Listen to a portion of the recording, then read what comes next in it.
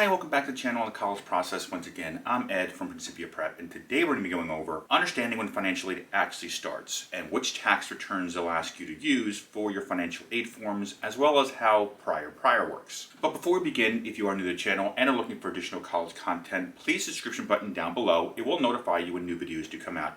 As well as if you have any comments or questions throughout today's video, please leave them down below in the comment section. I do answer all your comments and questions you guys leave down below in the comment section. As well as if you do enjoy today's video, please leave us a like. It does help the channel.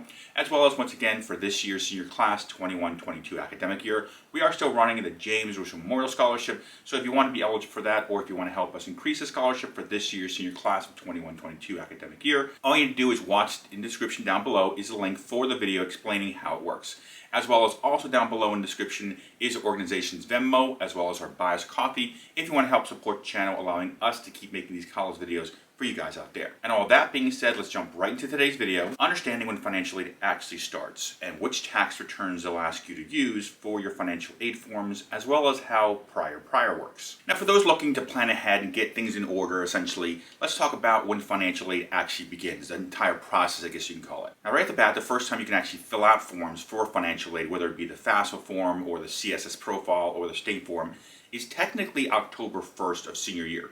That's when the forms become available to you guys. That's when it's open to your class, specifically for you guys sending students off to college in freshman year. Now, the FAFSA form itself, if you're new to this process, is the free application for federal student aid. It's essentially the foundation, the starting point of all financial aid assistance. It's required by basically every college out there for any need-based consideration or essentially any financial aid consideration. In addition to that, you will be asked by some state organizations to fill out an additional form after completing the FAFSA form for state consideration.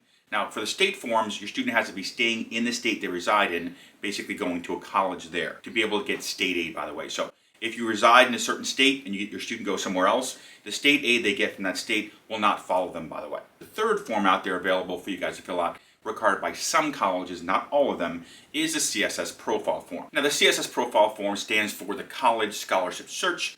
Now, both forms, actually all three forms, are technically done online. The FAFSA form you can do right here at studentloans.gov. The CSS Profile form is done on the College Board site, and the state agency that you guys will be filling out the form if you need to will essentially pop up at the end of the FAFSA on the confirmation screen, or you can just ask your local colleges which is our state agency, because every state has a different state agency. Some require forms, some don't require forms. So essentially, to start off, you have essentially anywhere from 1 to 3 different possible forms you could be filling out for financial aid consideration. The FAFSA, the state form in some cases, and the CSS Profile. Now, all schools require the FAFSA, some schools require the CSS in addition to the FAFSA, and of course some schools require the state form, and in some cases you guys filling out all 3 forms. Now, the first time, obviously, as I mentioned before, these 3 forms, or one of these 3 forms, can be completed by you guys out there, is beginning the first opening stage, I guess, of this whole thing of filling out the forms for financial aid consideration is October 1st. But this is not actually when the financial aid process actually starts, essentially. Even before October 1st, starting essentially, let's go backwards here, starting August 1st is when the applications for admissions become available.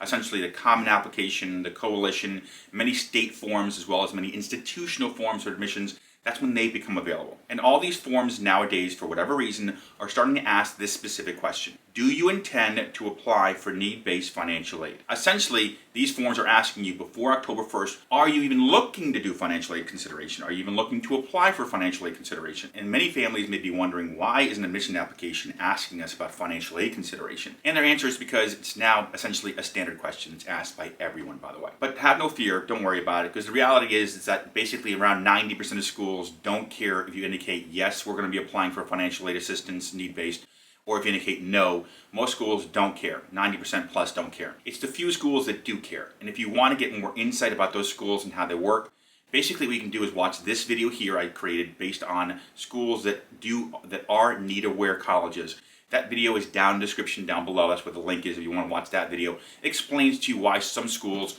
are need-aware, where they care if you can afford it or not, and why some schools are need blind, where they don't care if you can afford the college or if you're asking for financial aid consideration. So for more insight in that, just watch this video here about need-aware schools.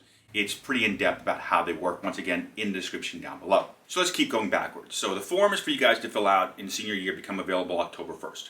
The first time you're asked if you're going to apply for financial aid becomes available August 1st when you guys start doing the applications for your students for admissions. But we're still going backwards here, by the way, because there's still more stuff that happens prior to these two deadlines. Because now all the forms have a process called prior, which basically means they go way back in the past to figure out which taxes to use for you guys. And let me explain how it works. When you guys are filling out the forms after October 1st of senior year, the families will be using the parents and students if you guys both have tax returns, or just the parents if they just have tax returns and the students don't. Your forms will be asked, the financial aid forms will be asked to use the taxes from January 1st of sophomore year.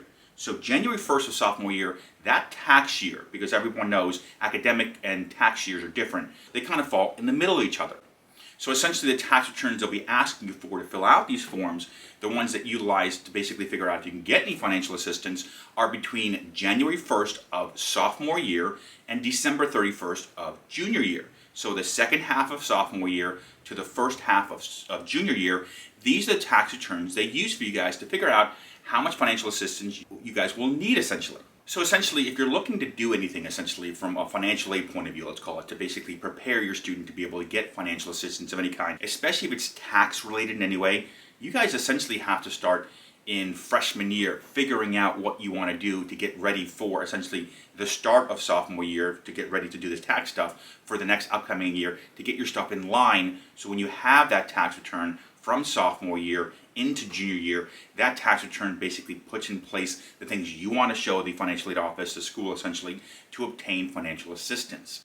Now you may be wondering, well Ed, what do we do with our assets? Does that mean we have to get rid of our assets, start selling stuff, and so on and so forth? And the answer is no in many cases. The reality is, when it comes to the assets, it's different. When it comes to the assets, your checking, your savings, your investments, your stocks, bonds, etc., all these things are counted the day you fill out the form. So this is what makes it a little bit more tricky for many families, because you guys think, well, they want the taxes from essentially 2 years ago, but now you're telling me they want the assets from the day we fill out the form. So it's a little tricky for some families out there, and I understand why. But the way to look at it is this. Let's just say that you decide October 5th or 6th you're going to fill out the FAFSA. And by the way, many of you guys have at least a few months to fill out the FAFSA. It doesn't have to be done the first week of October. There's no rush here. You have at least a month to fill out the form, in some cases even longer. So let's just say October 10th rolls around. You guys haven't done the forms yet, but you have a lot of bills to pay. Maybe the mortgage, maybe you have to fix the roof, maybe you're buying a new car, so on and so forth. And you use a bunch of the money you have in checking, savings, or investments. Now that that money's gone, when you do fill out the FAFSA form, let's say a week from then or 2 weeks from then, you don't count those assets anymore because they don't exist. Even though they existed in the past, they no longer exist at this present point when you're filling out the form. You only use the assets you have in hand when you fill out the form. So if you're spending the money down or you're just sending a check out to the mortgage, don't count that money because it doesn't exist. That's the way to look at it from the asset point of view. So right at the bat, the forms become available October 1st of senior year. You have plenty of time to fill it out, but October 1st is when they become available. August 1st is technically when you're first asked your first financial aid questions by the Common App, the Coalition, and the rest of the applications if you are applying for financial aid. They want to know that before the forms for financial aid become available. And even earlier than that, essentially starting January 1st of sophomore year, that's the tax return year they're going to be using for financial aid consideration of you guys. So essentially planning from a tax perspective has to start sometime, let's call it the tail end of freshman year. It's kind of the way of looking at it. And all these things together, if you guys have any questions, any concerns, you want to ask me anything, just ask down below in the comment section. I do answer all your questions down below in the comment section. As well as if you did enjoy today's video, please leave us a like. It does help the channel. As well as on the screen, you see my contact information. If you do need help with any part of the college process, admissions, or financial aid, I do help families on a one-on-one basis. On the screen, you see my cell phone number. The easiest way to get a hold of me, by the way, is text message, or you can email me. Those are the two fastest way to reach me. Text message, I get back to you within a day, and email is usually within a day or two. So if you need help, just reach out. I am here to help you guys on a one-on-one basis. And that being said, thank you for watching today's video. Once again, my name is Ed Zamora from Principia Prep.